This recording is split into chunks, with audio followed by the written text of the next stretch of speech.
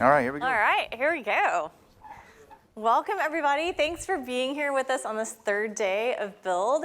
We're really excited to be here today and share some of the things that we've been working on with you. My name is Mandy Whaley, and I'm here with Shane Boyer. We're part of the Azure Developer Tools team. And our goal in the Azure Developer Tools team is to help make building on Azure fast and intuitive for every developer working in any language. And we're focused in several different areas. Our Azure tools in VS Code and Visual Studio, all powered with GitHub Copilot. We're also building tools for AI Foundry to help you build AI applications and AI agents.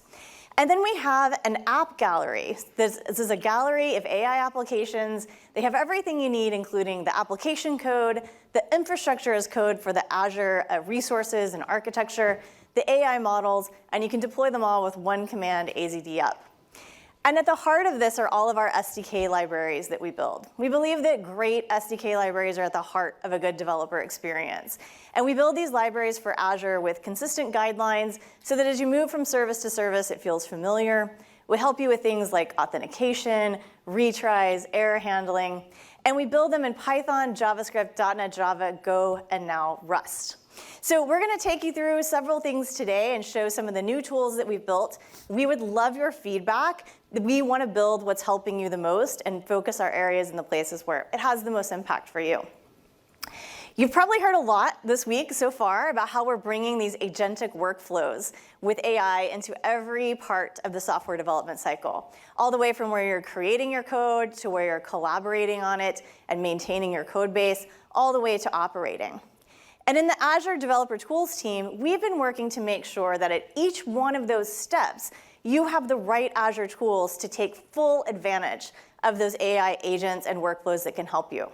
When you're writing your code in Visual Studio and in Visual Studio Code, you can use GitHub Copilot in agent mode with GitHub Copilot for Azure and the Azure MCP server. It brings your Azure context to your code and helps you write better code for Azure. And then when you're building and operating and maintaining your application, you can use the coding agent along with the Azure MCP server. And then the SRE agent is available to help you to respond to incidents, manage your resources, and optimize your Azure resources. So we're going to take a look at some of these things today. We're going to start off in the coding phase with agent mode. Hopefully you've tried agent mode in VS Code. You do have to find the dialog to switch from ask to agent. And I really encourage everyone to go try it out. We're going to show you today some scenarios, leave you with some prompts that you might want to try. But what's great about agent mode is it takes chat with GitHub Copilot from just providing information to actually doing things for you, writing code, self-iterating on getting the code right, using tools, but all with you in control of what's happening. We're really excited to announce general availability for GitHub Copilot for Azure. GitHub Copilot for Azure is our extension that brings the Azure-specific skills to GitHub Copilot. It brings your Azure context. It knows about your subscription. It has Azure best practices built in. And we're going to use this today in a number of demos to write some code, build an application, and spend some time with it. All right, let's take a look at our first demo. Now the pressure begins. I know, right? Live demo. OK, so here we are in VS Code. And I'm going to start out in ask mode. So in ask mode, we have the @Azure chat participant. And what this does is you're asking questions specifically about Azure. Make sure that you get the most latest, up-to-date Azure docs. You can see that it's referencing Learn, gives you all the information, and also gives you some links to follow up. It's great when you're working in ask mode to use @Azure so that you know you are getting the Azure-specific information. I can also use it in ask mode to help get information about my resources. Like I may want to know what regions do I have AI Foundry models deployed in. So this is accessing my subscription because I'm logged in VS Code, and it can tell me where my models are deployed, what models I have already created. So that's great, but let's take a look at agent mode. I'm going to switch to agent mode. And you can experiment with different models in agent mode. And for different tasks, it's great to try out the different models. I'm going to use agent mode to help me create a storage container in one of my storage accounts. So I've asked it to create a blob storage container, given it a name, and I've asked it to turn off public access. So you can see here it's starting to use the Azure tools. it's using one of our tools that generates AZ CLI commands. This is so useful. You can use it to help you learn new AZ CLI commands. You don't need to go back and forth to the help or the docs. It will populate it with your resources, information from your account into the subscriptions, the resources you're trying to work with. So here I've gotten the command, and I can run this and create my storage account. But I want to try something a little bit more complex. In this one, I'm going to ask it to create a Python script to upload a file to my Azure Blob Storage account. And I'm giving it some extra information. I'm telling it I want to use the default Azure credential. I don't want to put keys in my code. I want to use our managed identity.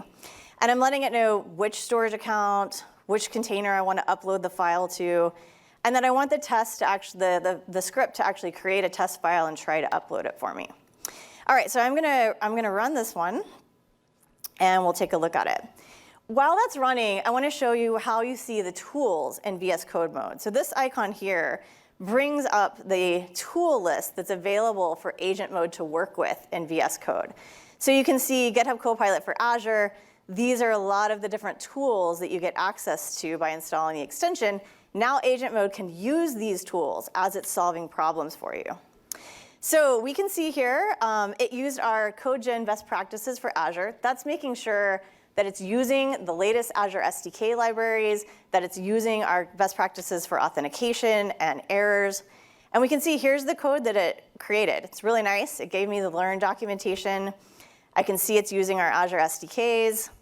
I can see it's going to target the storage account and the container name that I gave it. And it's using our default Azure credential. All right, that's great. So let's try to run the script and see if it works. Does it upload our test file? I like that it even comments in there. I know, it writes great comments. I love it that it includes the links. It's amazing. OK, so it's running our script that we've written. And we can see, yes, it worked. It uploaded the file completely. And Copilot knows that it was successful. And so it's letting me know it's successful. It's telling us a little bit more information about what it did, and then gives you some things to follow on with it. All right, so now we're going to head back to our slides. So that's GitHub Copilot for Azure. Those are some really simple examples of things that you can try that help you work with your Azure resources. So AZ CLI commands, this one's a favorite one. And even writing scripts of AZ CLI commands is great. It can kind of self-heal and iterate on any errors that it finds. It can also help you create your infrastructure as code files, your Bicep and Terraform files for Azure. This one's really great. I've also used it to help me just learn and understand and maybe debug things that are going on with Bicep files that I'm using. I had an issue the other day where I had a Bicep specification, and I was deploying my application using Bicep and provisioning the resources using Bicep. And I hit something where the policy on my accounts, what I was trying to do was not compliant. And so I just gave that error to Copilot, asked it to help me fix the Bicep to get into compliance with the policy. I figured out, it did it, it was great. I was able to provision. And then generating GitHub Actions. Copilot can also help you generate GitHub Actions to deploy to Azure. And then just this week, in the release that happened Monday, I think, we added a lot of new capabilities around your data plane. So adding access for Cosmos DB, Azure Storage, Azure Monitor, Key Vault, helping you use all that information while you're writing your code, while you're building your applications. So we'll take a look at some of those as we continue to work through the examples today. All right, so to get started with all of that, you just need to install the Azure Tools extension pack. This is going to have everything you need in it. It's got all the GitHub Copilot for Azure tools ready for you to use in VS Code. It's also got all of our Azure extensions that help you view and manage your Azure resources. So this is a great one-stop shop, get everything and get started. OK, next we're going to use some of these tools, but we want to start building an application that we're going to kind of evolve through the session. So I'm going to turn it over to Shane to take us through building the app. Cool. All right. I don't think I need this. So Mandy mentioned the Azure Tools pack, and we're going to use a little bit of that as we get into this. Now, this is an my Unconference 2025 app that I vibe code a couple of days ago.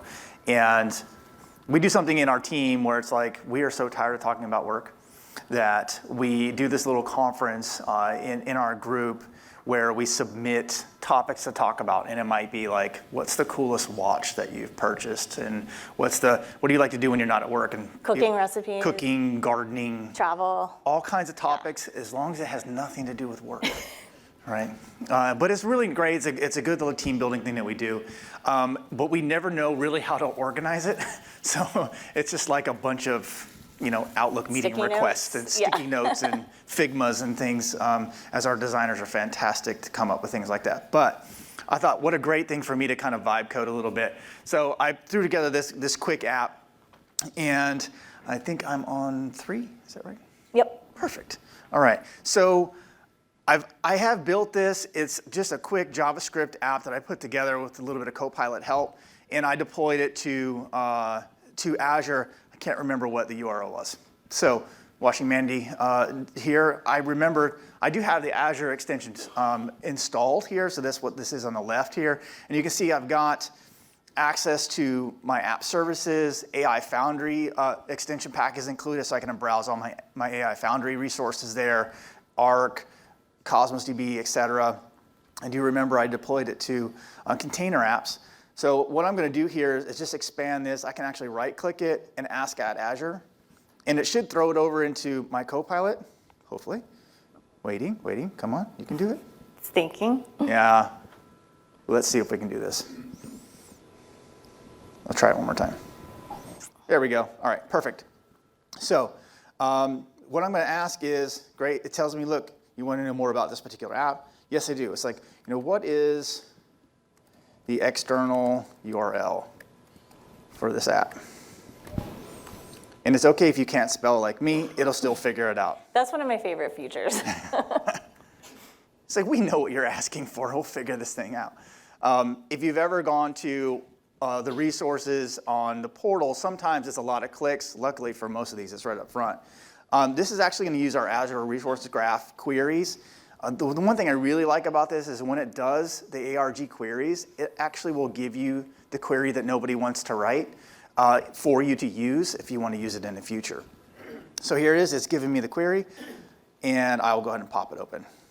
So perfect. Here's the URL. That is super helpful, especially when you're dealing with a lot of container apps. You have a lot of projects here. So this is the app. It's running live. I can explore all the sessions, look at today's agenda, look at all the sessions. A lot of nice features here for upvoting. Pretty good app. Now, one of the challenges that I had was, how was I going to deploy this at first? Well, I'm a containers person. So the first thing I did was, I'm going to use Copilot to help me deploy this to Azure using agent mode and adding a Docker file to my app. So first thing I'll do here, I'm just going to ask it, can you add a Docker file to my app? Now, I happen to know this is a Next.js app, and it recognized it right away. Yeah, I'll help you add this Docker file to your Next.js app. And I happen to also know it's got to make one setting change somewhere. I was hoping it would pick it up. And you'll see that it does use my tools. What's the deployment best practices? We'll find your CodeGen best practices. It's going to create that file for us, hopefully. If you don't know this already, you can click on these little things here, and it'll pop open that file. It's still creating the file. Let's create it. Create the file. Create it. There we go. Come on. Nope. Still creating it. Still working. It says, let me try a different approach. I've been really beaten up on Copilot today, and sometimes it'll do it right in here, sometimes it doesn't. So we're still waiting for the second. So one of the things that had to change was it had to change this output mode in my Next.js config to standalone, which means it creates its own server. It's still waiting to do this file. So sometimes if I just ping it a little bit,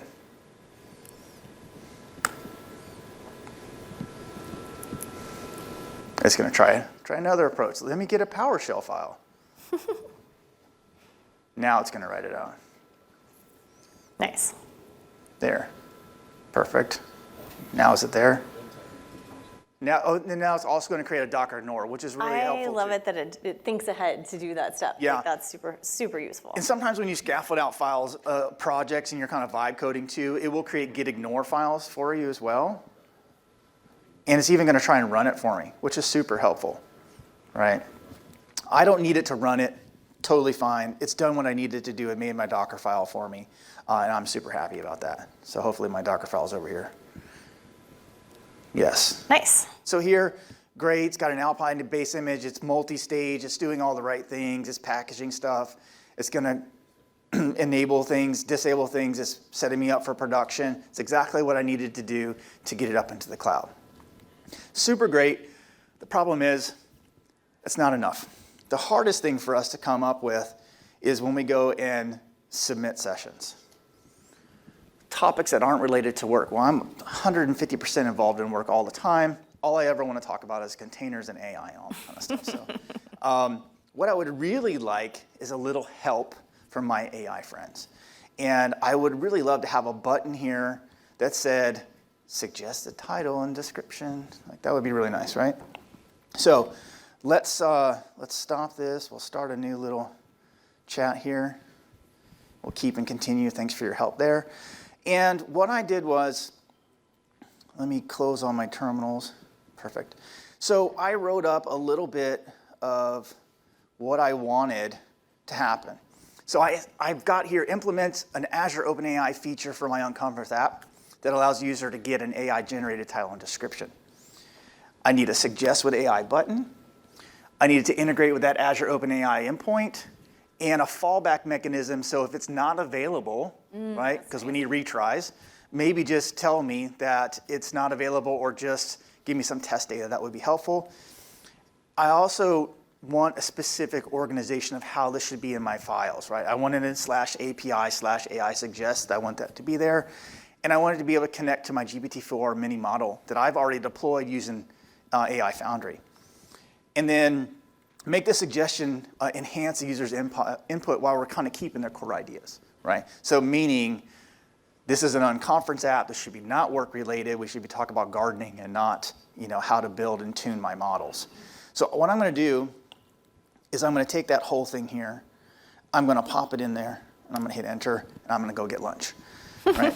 So it's going to do this. Now, what's really great about this, automatically it knows I'm asking for an Azure resource. It's going to check my best practices. It's going to look at my submission form. It's going to do a lot of work.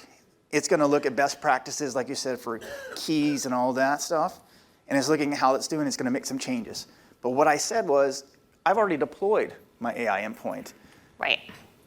Do you know how to do that? Can you show that? Yeah, I would love to spend a minute walking through how we would create the agent that Shane's app is going to connect to. So let's take a look at that. To start with, just a quick intro of Azure AI Foundry.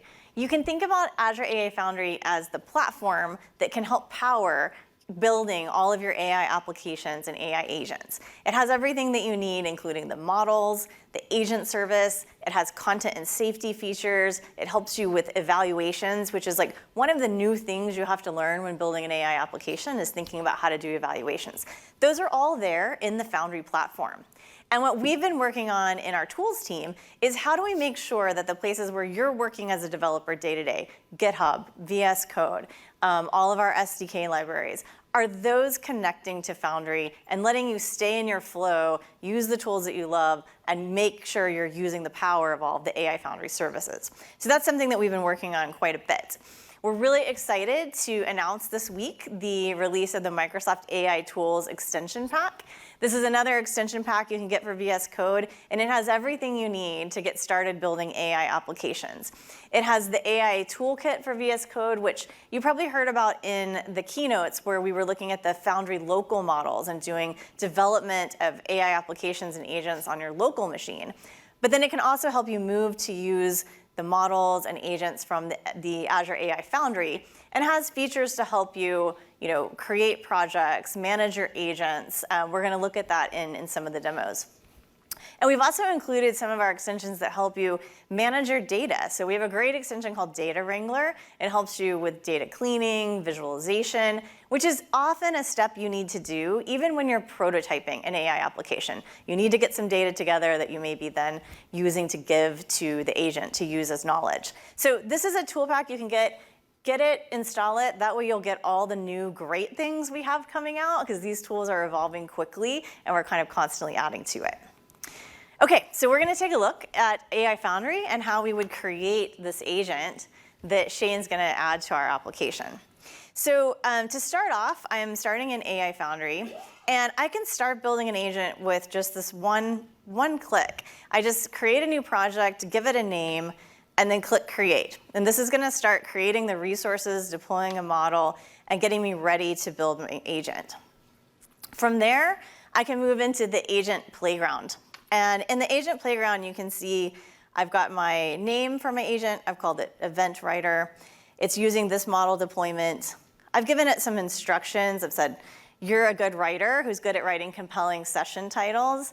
And I know this is not supposed to be about work, but we are all still developers. So I wanted it to be able to write for the audience that we're working for, right? Listen, your non-work stuff can still be work. That's true, it's true. And then you can add knowledge. This could be adding documentation or data that you want the agent to be aware of. And actions, these are the tools, APIs that it might be accessing, and other tools the agent can use. But for this one, for writing it, I don't think we need to add a lot of things. So we're going to try this one out and try a prompt. This would be a title and a session for where we're going to be sharing about how we're each using GitHub Copilot. So we can see it ran it. It gave me back a pretty cool title, a good session description that I could then edit from there. So that's looking good. I can do other things like view information about the tokens and different things. But I'm ready to move into the code, because I want to make sure that it's going to work for you to integrate it. So I can use this View Code button. And here I'm able to choose what language I'm working in. And I can start to see some example code using the AI Foundry SDKs. So that looks pretty good. I'm ready to take action, though, and see something run in my code. Wait a minute. So I'm going to open this in, is it not showing? No, Oh. I just Oh, said what open in happened? VS Code, but it opened a web tab. Open in VS Code. This is a new experience we're really excited to preview this week called VS Code for the Web Azure. And so we just opened this as a browser-based environment with VS Code in it, with all the Azure tools pre-installed. The AI Foundry extension, the Azure tools, GitHub Copilot for Azure, everything you need there to get started. You don't have to spend time setting up a lot of dependencies. So we're ready to go. Our environment is set up, and you can see it brought down this sample code for me. So I have a Python script that I can run, and this is going to connect to the agent that we were just working with in the playground. So I'm going to go ahead and run this Python script. And that's the exact playground that you were working with in the That's Foundry right. So you portal. can see it even picked up right where I left off with that last session description. So it knows the context of where we were. I know that I'm now talking from my actual code using the SDK to that agent. But I also want to see this work in like a web application, because you're going to be integrating Yeah, I this need to in integrate it with into my stuff. container apps. Yeah. So in the README here that I was given with the sample code, I am able to initialize an AZD project that's going to help me run this in a web application. So I'm going to run that initialization command. And you can see I just got a ton of additional files. This is actually the web application that's going to integrate and talk to my chat agent just the same way that Shane's will be integrating it. And this also includes all the bicep files to provision the Azure resources, and I can deploy it to Azure with just one command, AZD up. And so here is that application running in container apps. It's really simple. I can test out my prompt again, and we can see it's going to start a new chat and hopefully write a new session title for us. So, okay, great. We got another suggested title. So we know that it's running in Azure. We know we've got a container apps talking to the agent. And so this is a pretty good proof of concept that I feel like you can start to build on. Yeah, and I just want to point out one other topic here. We've got a couple of minutes here. Mine is just finished, but I want to point out one thing. If you go right back to your VS Code for the Web tab, for sure. in the lower left-hand side, you'll see a continue on desktop link here. And just to explain what that will do is once you get an idea, like Mandy has gone through I've tested it here. I've got my test web app. I've deployed it to Azure, and I'm good. If I want to take this with me, the continue on desktop will set you up for success. It'll create a GitHub repo with that code base and publish it there for you, and then give you an opportunity to open up that same project and clone it to your desktop from that GitHub repository. So this here is just kind of, I'm good, I've tested it, I feel good about it, and I can continue on and bring it into my production app as well. So we kind of just kickstart you into production ideas right from this web environment without having to set anything up. Yeah, and I also wanted to show, I forgot in this view, we have the AI Foundry extension installed. And so here's my agents, and here's my event writer agent we were just looking at in the playground. And you can see, like, it's named the same, it's got my same instructions. This is connecting back to everything that's in the Foundry service, but just bringing it local into my VS Code so I can work with it. And this works in VS Code for the web and your actual local VS Code. So our goal is get you up and running with your model, your agent, as quickly as you can, start experimenting, move to code so that you're ready to start actually using the SDKs and coding your application, and then make it easy for you to get set up, in your favorite dev environment locally from here. Yeah, and you can do it in the portal, all in VS Code, whatever. All right, awesome. So my Copilot is good to go. We're finished. It's going to look like a lot of edits have just happened. So I'm going to just make that a little larger, and I just want to go through some of the changes that we made. I love this and I don't like this. Let's try it with a different approach, which means it's trying to do some edits and whatever. What's most important here is it made a lot of changes. Most importantly, looks like we got our button that we wanted, right? That's good. And the other thing that's cool, if I look at my route, it's created an API endpoint, and you'll see it's got those keys that I'm going to need in order to connect to the endpoint that I've deployed. So I'm feeling really, really good about the changes here. And I would test it here. I happen to know if I do it right now, there's going to be like, whoops, we forgot to do this or that. So what I'm going to do is I'm going to just go ahead and just commit this. No, I don't want to choose that model. That's a different thing. I've got a little less. Here we go. So this is my other favorite button. Generate a commit message with Copilot. So other than saying fix stuff, all right, it's going to generate all the changes that I just did. I added Docker support and an OpenAPI integration here. So that's pretty cool. I'll go ahead and commit that. Yeah, do that always. And I'm going to go ahead and change over to another.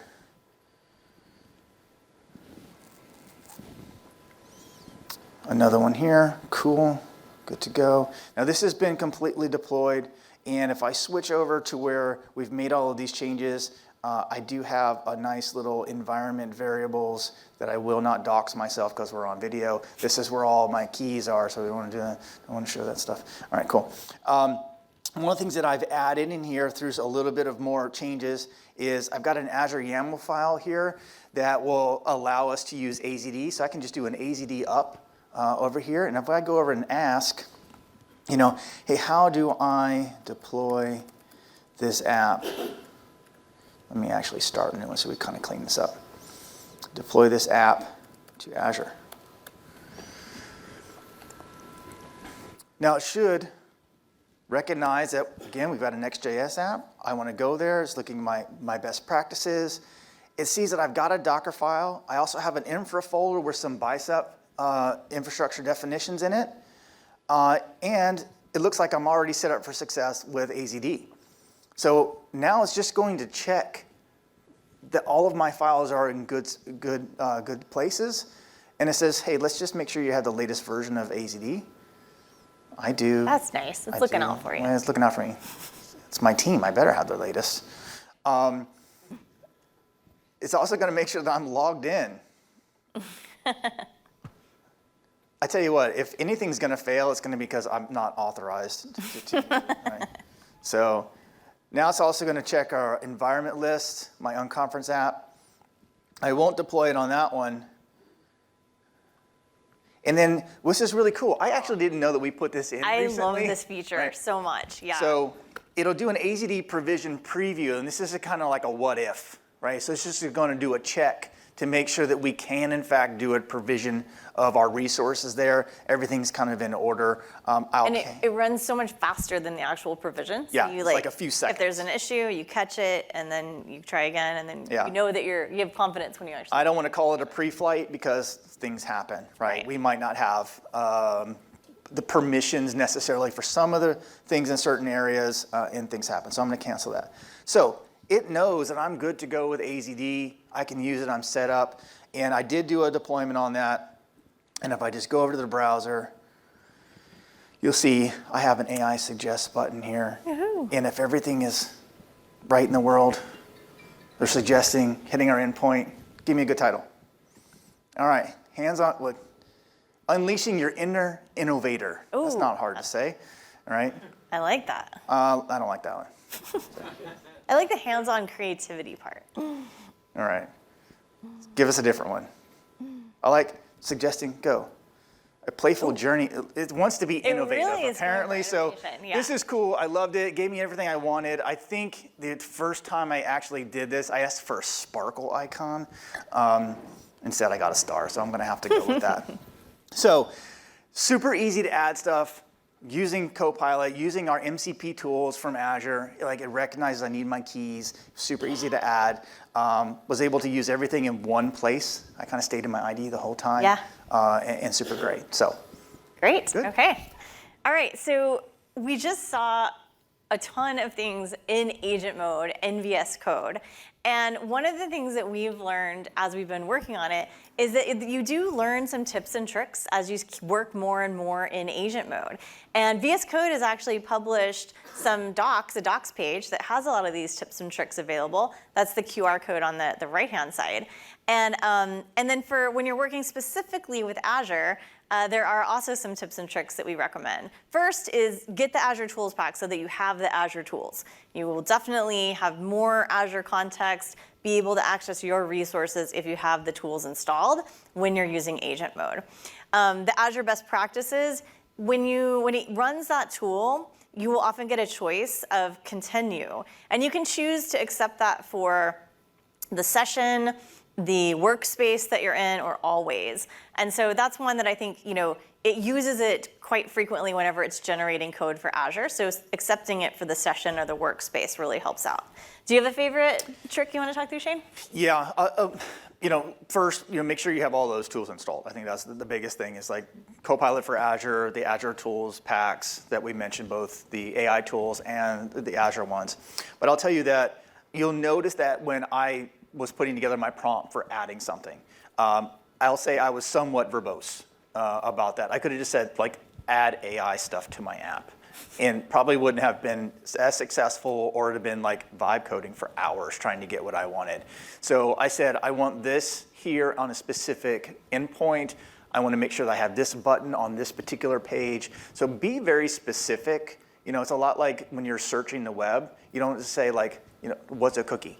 I'm like, I want a lot of descriptions and kind of give it a plan. There's almost like a spec to a degree. Don't be like really like a long, encyclopedia, but the more you give it, the better the results are going to be. Yeah. The other thing I would say is use Copilot instructions. So in your repo that you have, you can set it at a repo level. You can set it at a global level within VS Code. And we use this within Copilot for Azure. This is why you see best practices. This is what we're saying are the things there. But if you have it for your own company or project, you can give it some hints. Like for me, I have a machine here that's set up for PowerShell. I have a machine that's set up for Bash. Yeah. And I'll say, in this particular instance, make sure you formulate all of my commands in PowerShell, because it's a little irritating that it sends me a bash command and says, oh, sorry, I failed, let me try again. So that's time Yeah. that we have to do that. So set yourself up for success. when it comes to giving yourself some hints, learn the Copilot instructions. And that's super helpful when it comes to kind of shaping how you're doing it. That's a great one because you can bring all your coding preferences Yeah. or style into that so that it has a better chance of meeting what you're looking for. And I think like being really specific in the prompt, explaining what you're asking agent mode, what the goal is that it's trying to get to, being more specific is really helpful. When I had the prompt for my file upload, I actually asked Copilot to help me refine that prompt to make it as effective as possible. So you can use Copilot to help you improve your prompts as well. I started with, hey, I want to write a script to upload a file, and then I asked Copilot to help me improve that, and it had some suggestions that I added in. So that's another fun trick to use. Yeah, I'll kind of plus one on that to a degree. In my Copilot instructions, when I'm working in private projects, having it write my READMEs and making sure that as I make a change, literally one line in my Copilot instructions is, as you add features to my app, please update the README to mention how to use those. You know, whenever I do deployments with certain types, can you make sure that we have instructions on how to use this? Because I try and think about the next person. You know, if they clone my repo, they go, how do I deploy this thing? Yeah. Right, so having Copilot write that stuff, it can write it better, faster than you can, right? And probably you don't want to do that stuff. So have it do the cleanup work even, you know? And I'll say, you saw in like, as it was working through the stuff, it says, let me try a different way, let me try a different way. Sometimes it will go off the rails, and you'll see files that say .new, .try it again, you know, .second trying. You can even say, can you clean up after yourself, or keep it simple, right? And it'll also do that as well. So you'll see those things as you start to work with it more. The biggest part is start with the right tools, and just try to do things and see where it's going to be good for you and not good for you. Yeah, and the other one is when you find a prompt that's working well for you, sharing it within your team. Like it's probably useful for some of your teammates as well. So like we definitely share prompts that we find that work really well for certain tasks, or give it as a starting point, then let people kind of iterate from there. That's a really good practice. And then this last one about like, Copilot can help you learn a lot of new things while you're building. So you can also use it sort of as like a learning tool to help you understand. It can explain code. You can ask it to just explain what's in this bicep file or explain what's in a certain function call. And so that's a great way to use Copilot as well. Yeah. And so, there are certain models that are really good at explaining what they did or what they're going to do. And I've seen people that do this thing, and they go, cool, accept, next thing. And I'm like, well, do you know what it did? No, I don't know. I was like, I'm just keeping it, I'm going. So that's not helpful, right? That doesn't help you, again, learn. So yeah, use that to really figure out how to do it the best. And I think that's a good one in experimenting with the models. Earlier we showed the model picker, where you can choose different models that Copilot's using for different tasks. Really experiment with those. Okay, so we spent a lot of time in agent mode. That was our coding phase. Now we're gonna move pretty quickly into the build and maintain and the operate phase, and look at how some of our agentic workflows can help us there as well. So you have definitely heard about the coding agent, the GitHub Copilot coding agent this week. This is the capability where when you're working in GitHub, you can assign an issue to Copilot. It picks up that issue and starts working on it. It works autonomously. It's kind of like having another teammate that can help you out with some of your GitHub issues. Now, if you look at this particular issue that's been worked on by Copilot, this is a very Azure-specific issue. This is about changing our code from using Cosmos DB to using Azure Table Storage. How did we do this? We are doing it by combining the GitHub Copilot coding agent plus the Azure MCP server. So by adding the Azure MCP server into configuring it for your coding agent, you can start to use the Azure best practice tools that we saw in agent mode. You get access to your Azure resources and context, and it helps you accomplish things. This is an example where the issue needed to actually query the Cosmos database to get information about the available fields. And we can see this is a view of a session run that you can see in the coding agent when it's explaining what the work it's done. But we're gonna take a quicker look at this one. This one takes a little longer to run, so I'm gonna talk through a video and show the main steps. So we're starting in our repo. We've got a Python application. It's got our model for our product and an API. Now we're in Cosmos DB, and what we have done is we've added some new fields. We've added the price, weight, and keywords fields to our database. And so what we want to do is add those same properties to our API and to our model, right? But let's just create an issue and assign it to Copilot. So we're going to create the issue, ask it to update the models and API, and telling it, just go look at our product database. We didn't tell it what the fields were. We are assigning it to Copilot, and you're going to see it pick up that issue. You see the eyes there means Copilot is working on it, and it immediately starts reasoning through it. And it's going to use the Azure MCP server here to query our Cosmos database. And we can see, OK, it says, look, I see there's new properties. I'm going to add those, price, weight, and keywords. And we can see that it's updated our API and made changes to the code. So this is just an example of like those two things working together. The Azure MCP server was released in public preview recently, and it covers a lot of really great services: Cosmos DB, storage, Key Vault, Azure Monitor, Azure Monitor, and I had another one on the tip of my tongue that I forgot. There's a whole list. Service Bus. Service Bus, that's the one, and Ronnie. AI Search. And it's a constantly growing list. It's quickly expanding to get deeper and deeper into more services and add additional capabilities. So go check it out. Okay, and then the Azure SRE agent. You've probably heard some about this one. This one is when your application is up and running in Azure, and it helps you with incident management, incident response, can help you with resource optimization. And so this is really helping, with those issues where, you might need to wake someone up. But in this case, there's sort of this automated, proactive diagnosis and mitigation happening by the agent. It can even do automated deployments and then also roll back things when they don't work, which is great. And then you get continuous monitoring of your health and performance of your Azure resources. So this is where we've really moved into that final phase of helping you when you're operating your application. So we can code in VS Code in agent mode, help you maintain autonomously in your GitHub repo with the coding agent, and the SRE agent helps you when you're operating your application.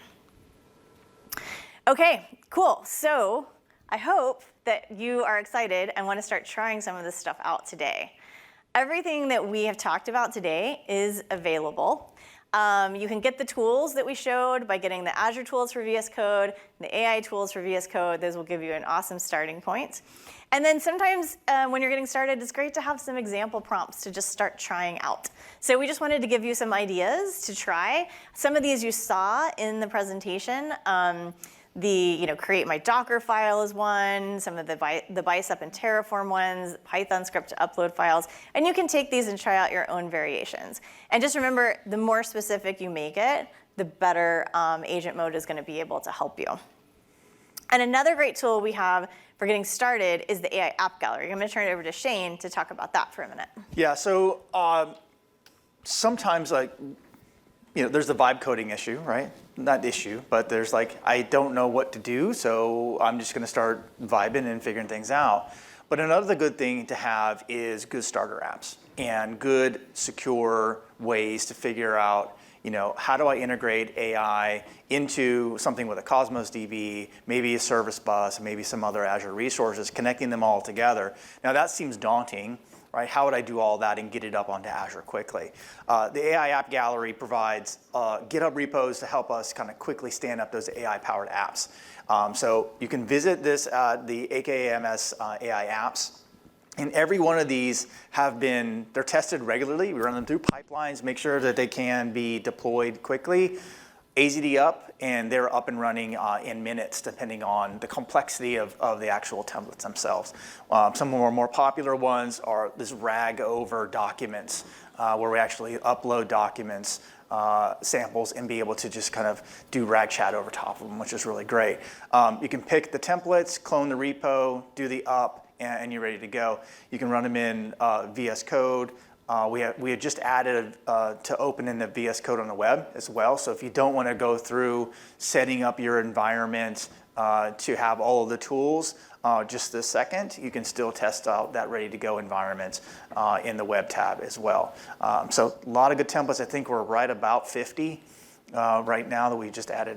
Yeah, we just added a new bunch. ones related to the agent service, Yeah. and agents in general. Tons of filters available based on languages, back-end services, infrastructure styles. There are some Bicep, there's some Terraform ones as well. But yeah, give them a run. If there's some that you would like to contribute, we have a way to contribute templates as well.